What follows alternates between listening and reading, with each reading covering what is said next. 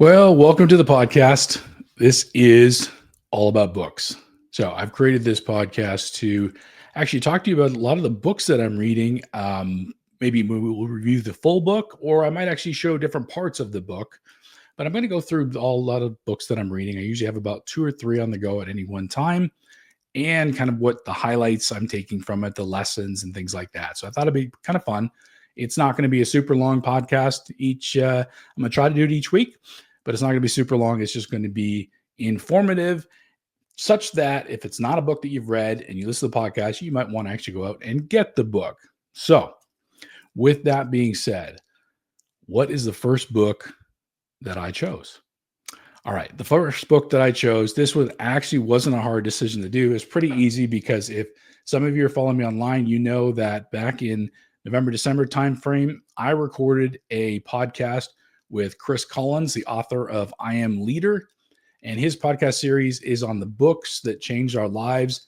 And the number one book that changed my life is the book, The Secret Letters, The Monk Who Sold His Ferrari by Robin Sharma.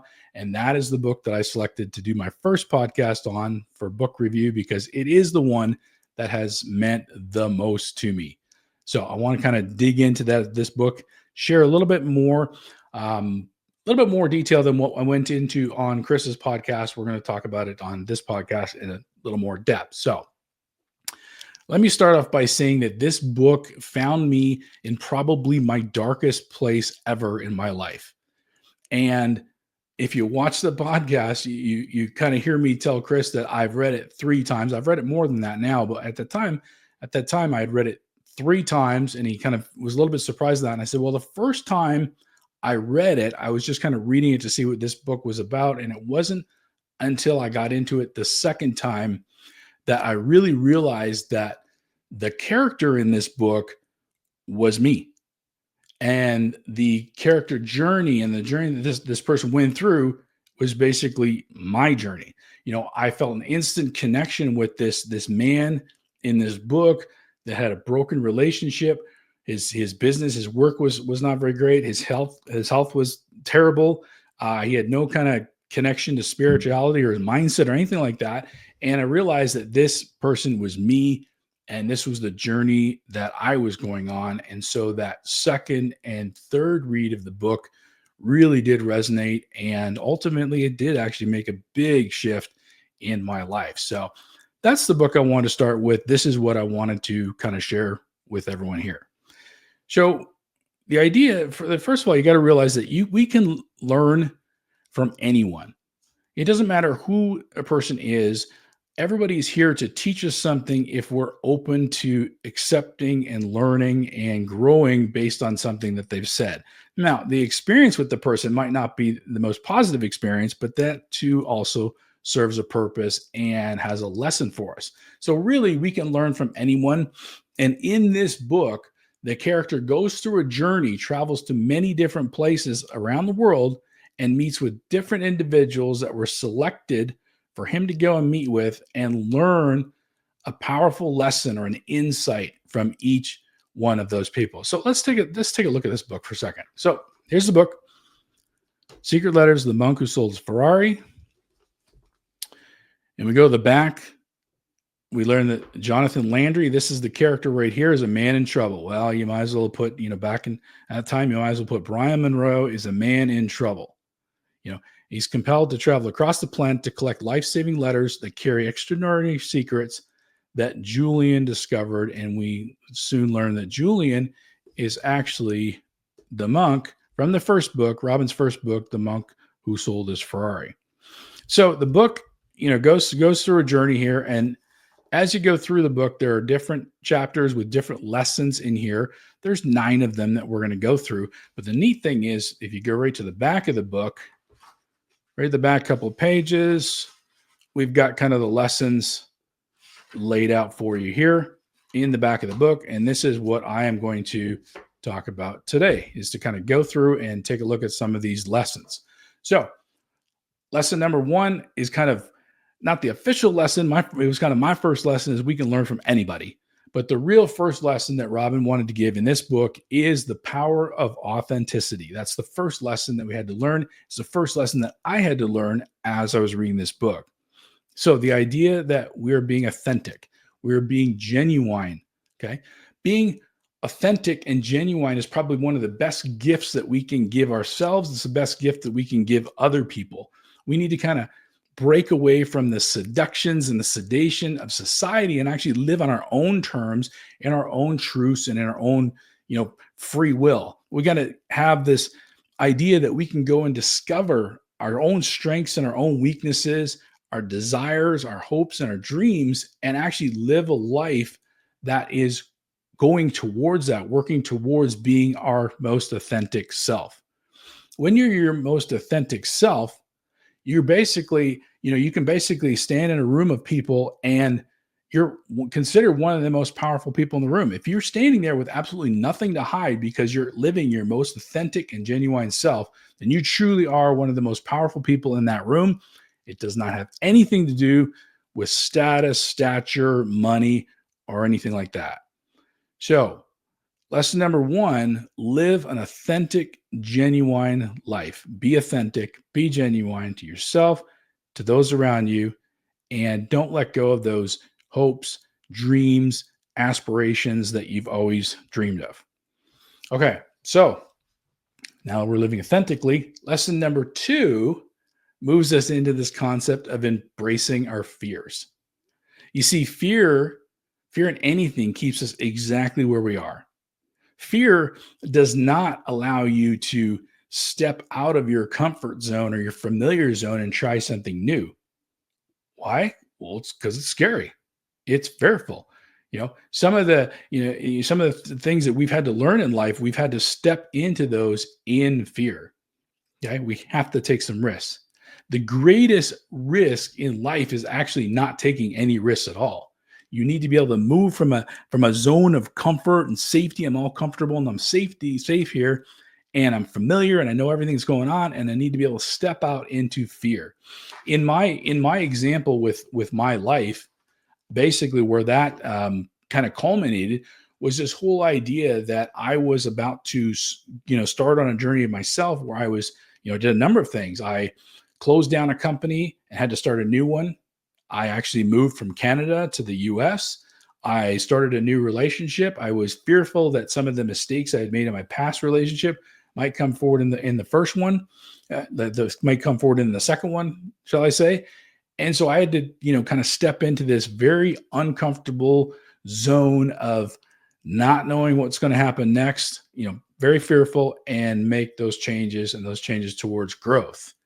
So for me, that was a big thing, taking steps forward, deciding, okay, I am going to be okay with being uncomfortable. I'm going to be okay with just doing what I need to do, regardless of how it feels, and then stepping into the new, stepping into the expansion, stepping into the growth, stepping into things that are kind of scary at first, but once you get going, they start to become this energy that continues to perpetuate in you and drives you forward. So embrace the fear. Fear is not always a bad thing. All right. Then next lesson is to live with kindness. And this is something that I've had to learn over the years, because I'll say that in my past, I wasn't exactly the most kind person. So living with kindness, our words are our thoughts verbalized. The things that you say to people are your thoughts about those people verbalized. Our deeds, are our beliefs in action. Our actions and the things that we do basically tell people about our beliefs. So when we're learning to live with kindness, no action at all can be regarded as a bit of mistrust. So when we're learning to live with kindness, we need to look at the people around us. We need to learn to embrace this this new feeling. I guess for me, it was a big deal. It was just kind of this new feeling. It's like, I'm not sure I'm coming across being authentic while trying to be kind. I kind of felt a little bit of mismatch there. I was actually working on being a kind person, but worried that I wasn't going to still be my authentic self, until I realized that, kindness is like this life mirror. If I mistrust others, I'm basically mistrusting myself. If I'm cruel to others, I'm being cruel to myself. You know, every encounter with another person is our opportunity to kind of shine a light of our values and our influence on that person in a positive manner. So we really need to learn to be kind, live in kindness, and be more genuine. So Robin's got a good quote here in the book. Basically says small daily improvements over time lead to stunning results. So even if I'm just trying to be kind just a little bit each day, I'm going to eventually get to some stunning results in the end. Now, this quote is also powerful because it leads into the next topic. The next area in the book is just to make small daily improvements, small daily progress. There's been a lot of books and a lot of authors that talk about this. I think Darren Hardy wrote a book called The Compound Effect. It's all about the fact that, if we do these little incremental changes day over day, these little improvements day over day, at the end of a week, end of the month, end of a year, we've got this monumental improvement. This monumental change has happened. If we can learn to excel at the small tasks that we have in life, then the larger ones become a lot easier. So this daily incremental improvement, day over day, multiplies and grows to larger results over time. Small daily improvements, large results over time. And that's one of the lessons that I had to learn. I had to realize that, I'm not going to make all these big sweeping changes in my body and in my mindset and in my relationships and my work. I had work to do in all of those domains. And I'm not going to make these large sweeping changes overnight. I have to kind of pick, prioritize, and then just try to do the small changes day over day to improve. So that's what I set out to do. And that's still what I do today.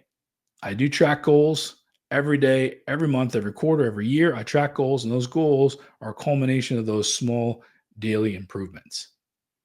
So as I'm doing my work, and as I'm living my life, I'm kind of going right into the next point, which is to lead your best life, do your best work. Your work is kind of your chance to showcase your personal talents, showcase your mastery, showcase your craft, shine a light on your greatness. That's what your work is all about. It's about your devotion. It's about the passion and what you put into your work. It's about your levels of energy, your excellence. Everything that you do is showcasing who you are, the values, and the work that you can do, the creativity that you have. So when you're doing it, do your best work, especially if you're working with other people. They deserve your very best. Okay. So you don't know this, but there are probably pieces of what you do in your work that has inspired somebody. They might not have come and asked you. They may never have just stepped out and said, hey, that thing you did, that was amazing. I really appreciated that. But they know it and they felt it, and it was because of you. So you're not always going to get the feedback that says, hey, the rest of the world's acknowledged you're doing your great work and your great mastery and everything. You're not necessarily going to get that feedback, but just understand that people do recognize that. I spend a lot of my time leading people, and in leading people, I have to realize that there's kind of these different stages in leadership. The first common stage is, well, I'm the leader because, well, that's what it says in my business card, or that's what's printed on my door. I'm the leader because that's what they tell me. That's really not leadership, but it's when you start getting into the concept that you're a leader because people want to follow. But why do they want to follow? They want to follow because they've seen what you can do. They've seen you do your best work. And secondly, they want to follow because of what you've done for them. A lot of times I've had people talk to me and say, well, how do I lead a group of people, and how do I know if I'm doing my best with them? Well, look at their results. Their results are going to be a reflection of you as the leader. Down the road, you may work with somebody, and a couple of years later, you may have the opportunity to work with them again. And you might not remember exactly why you like to work with them, but you'll know how you feel, and you'll know how they made you feel when you were working with them. And so in doing that, by giving our best and putting it out there with folks, they're going to understand that we're here to, you know, partake in the group activity that we're doing, in the projects that we're doing, in the work that we're doing, things like that. We're giving it all. And we're also cognizant of the way that we're making others feel in that, especially in the realm of leadership. All right. Another point, choose your influences well.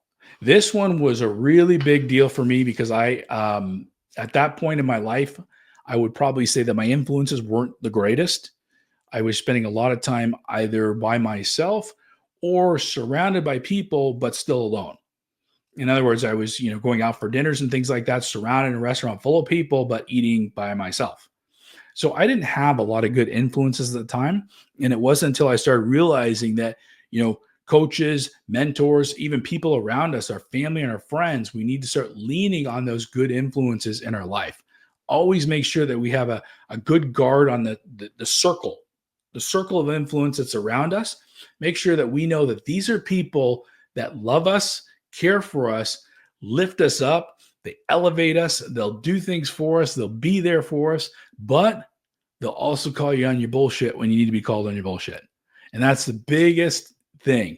There's nothing worse than being surrounded by a bunch of people that are fake, or they're always, hey, you're doing such a great job. Keep going, keep going. And then when it gets really tough, they're nowhere around. Or they don't have the stones to call you on your shit when you actually need it done. And so very few people were around to do that for me. And it wasn't until I started on kind of a transformational journey that I got that kind of feedback from a few select people that are still in my life today. And I'm extremely grateful for those people. Now, when I look back at the people that I have around me in business, the people that I have around me in my social circles, my friends, and even some of the coaches and the mentors and the people I spend time with on, like, even on video and Zoom calls and stuff like that, those are people that I know are there to lift me up if I need it. They've got my best interests in mind, and I return that for them. So make sure that you're choosing your influences well. That was a big part in the book, big lesson for the character to learn. Therefore, it was a big lesson for me to learn too. All right, next section. Life's simplest pleasures are life's greatest joys. This one was super hard for me to get my head wrapped around, that I could actually have simple pleasures in life, simple joys that would fuel me and give me positivity and things like that. And they weren't just like waste of time, because I did a lot of things. I was very artistic, and I used to paint and things like that. And it was, it was simple, but it gave me a lot of joy. And it was something that fell apart when everything else was falling apart. I had to go back to learn the idea that life's simple pleasures are life's greatest joys. So the years that we spend pursuing things, depending on what those things are, they're ultimately not going to matter. Think about how many times we've heard people say that when they're on their deathbed, they wish they had just spent more time with people. They wish they had spent less time working and more time just being around family, being around friends, being around the simple, pleasurable things in life that actually really matter. Okay, so I challenge people to take a look every day at the blessings that are around you. What are your simple blessings? Roof over your head, car in the driveway, food in the refrigerator, good job. Like we can go through, and we're all blessed in different areas. We just talked about our influences. Well, some people are blessed with some amazing friends like we are. And so, you need to take a look at those simple pleasures and be thankful for them. One of the things I do each morning as part of my morning routine is actually write down what I'm grateful for. It's kind of like just some gratitude statements. Well, those gratitude statements are nothing more than me acknowledging that, yes, I've got simple pleasures. They're giving me great joy, and I am thankful for them. I don't ever want them to disappear. So I want to express that I'm thankful for it. That moves us into another section, another area, another lesson called the purpose of life is to love. Purpose of life is to love. Think about that for a minute. It's one of our most powerful emotions. It's one of the most powerful things we feel is love. Our heart is wiser than our head. I think that a lot of us, we we get all stuck up in our head way too often. We get stuck up in our head way too often. We make the wrong decisions from time to time when we should be listening to our heart. We need to trust what our heart has to say to us. We need to honor what our heart has to say to us. We need to follow sometimes what it says to us. The quality of our life is going to come down to our level of love. Did we give love? Did we receive love? Did we feel loved? Were we in kind of a loving environment? Okay. So love doesn't necessarily also have to mean between one person or another. I talked about giving your best, and love could be what you put into your work. If you love what you do and you pour love into your work, then that shows. It spreads. The people around you pick up on that. The quality of your work just naturally increases because of that. So, purpose of life is to love. We need to have a life full of love. And I can guarantee you, when I was in my darkest place, I was not feeling any kind of love at all, and really had to start working on that. Thankfully, I'm with my wife now, who I had met just after that part, and she started to show me what real love felt like, what real love was, what it is, and what it is not. A lot of times we think that we can love on somebody by, doing certain things for them, whatever, but, we need to understand what love is for that person. I'm hoping that most of you have read or heard about the book called The 5 Love Languages. The 5 Love Languages is an awesome book to talk about how we can live a life of love and how we can give to somebody through the love language that they receive it in the most.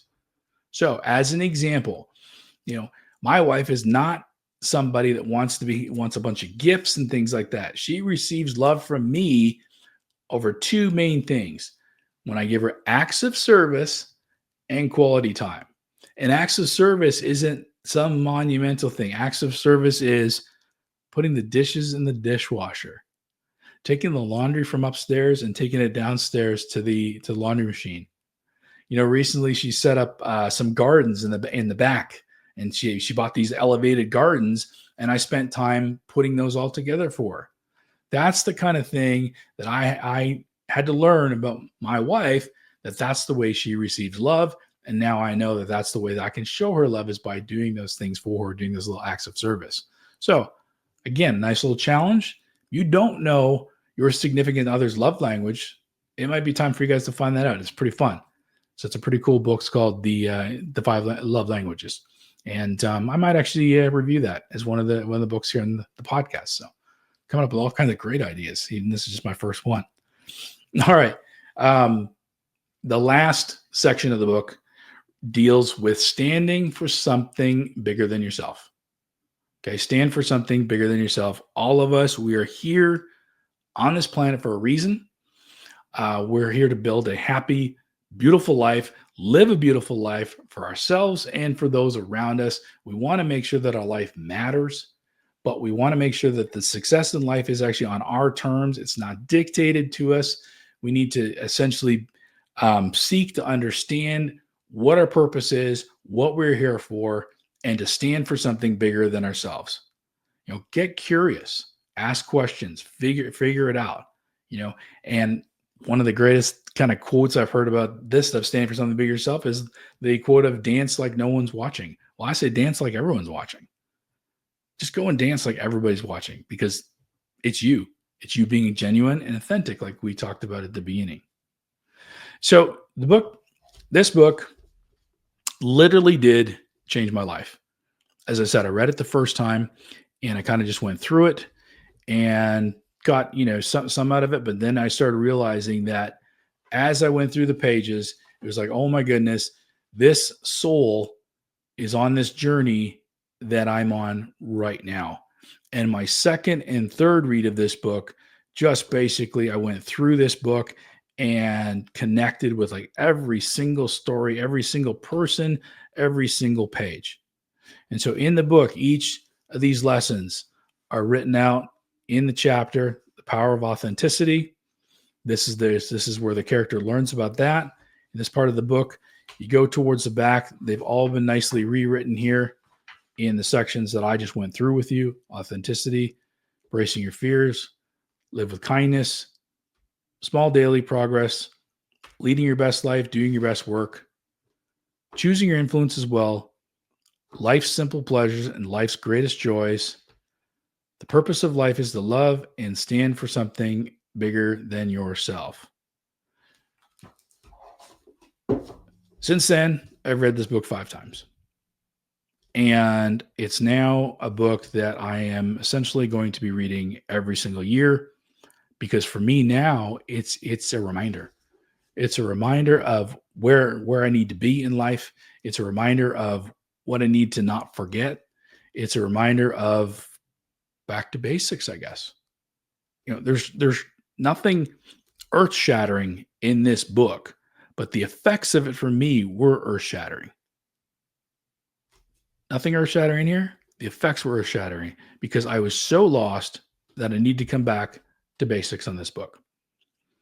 So, as I said, my podcasts are not going to be very long. I really want to go through and just rip some great ideas of some really cool books. I've got lots of books, lots on the go, and I've got some really good ones lined up. But hey, I would love to hear from you if you've got a suggestion of a book that has actually resonated with you and why it has. And if I haven't read it, I'll take a read of it and see what I can come up with as well too. And heck, even if you want to come on the podcast and talk about it, I would love to have you on the podcast and talk about a book that means a lot to you. I'm going to continue to go through different books. My wife Stacy, she was asking me last night, well, are you going to go through like just leadership books and self-development? I said, heck no. I got some beautiful books on art that we're going to go through. I'm going to tell you why I like that book, or why I like certain pages in the book, or certain chapters or certain topics in that. So it's all about books, but it's all about the content, the content in the books. And it's all about the, different pages, different chapters, whatever that resonates best with me at the time. I plan to share it with you. So anyways, thank you very much. And we'll see you on the next podcast.